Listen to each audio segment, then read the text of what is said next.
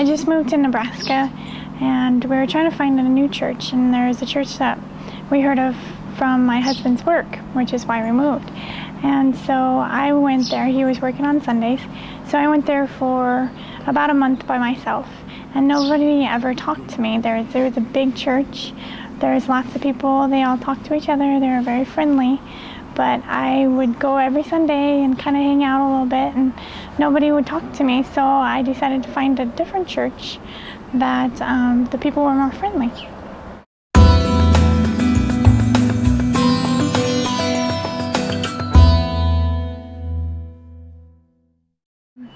At the church that I went to, they would announce, if you're a visitor, please go to the back room and see us, but it still didn't have the same connection as somebody coming up and actually talking to me and getting to know me and making me feel welcome. I still felt uncomfortable, and when I went by that little room, it was always really, really full of people, and they're all chatting and talking, and they're still in their little groups, and so it still felt uncomfortable for me, and so I still didn't go in and make myself known because it still seemed like they weren't connecting to me.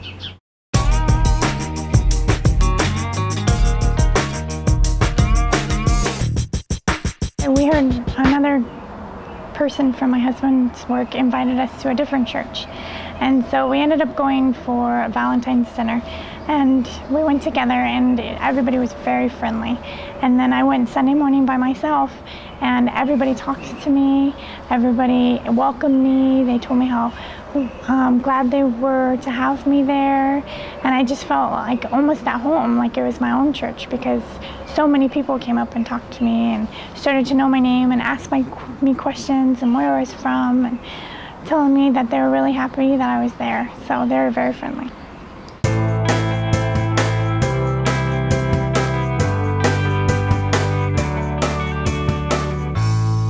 If I wouldn't have been a believer, I wouldn't have gone to a different church and tried again.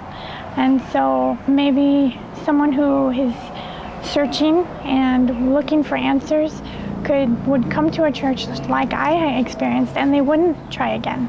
That would be their only experience with the church, is they went in and nobody talked to them and nobody was friendly, and I was uncomfortable, even though I was a believer and I enjoyed the music and I enjoyed the sermon and the message.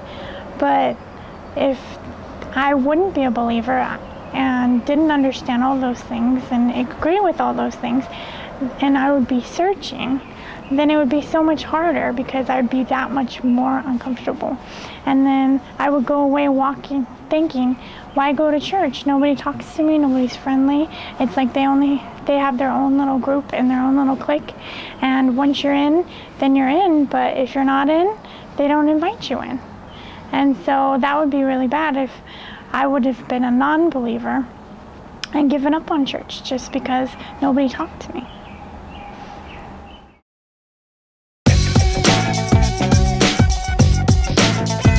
Another way to reach out would be go to your neighbors. Maybe you have neighbors that you've lived by for 5 years or 10 years or however long, and you haven't said anything. Those are the people that live in that house, and you don't have a connection with them. Somebody that my husband worked with invited us to church, and it was easier for him to invite us to church because he knew we were believers, which it's harder to take a step in the direction of a non-believer. But still, maybe they feel like, well, Christians, they don't reach out to me. They don't talk to me about what they have. Maybe they have something that I want. Maybe your neighbor is watching you every day and thinking, wow, he or she really has something that I want, but they don't know how to get it. So maybe you need to go and make that connection and talk to them about what you have, because what we have as believers is amazing. We can rely on God, we can trust in Him, and He helps us through everything. And non-believers don't have that. They don't have something to lean on and something to carry them through the hard times. And so maybe somebody is hurting and they need the hope of Jesus. And so we can reach out to them and give them that hope.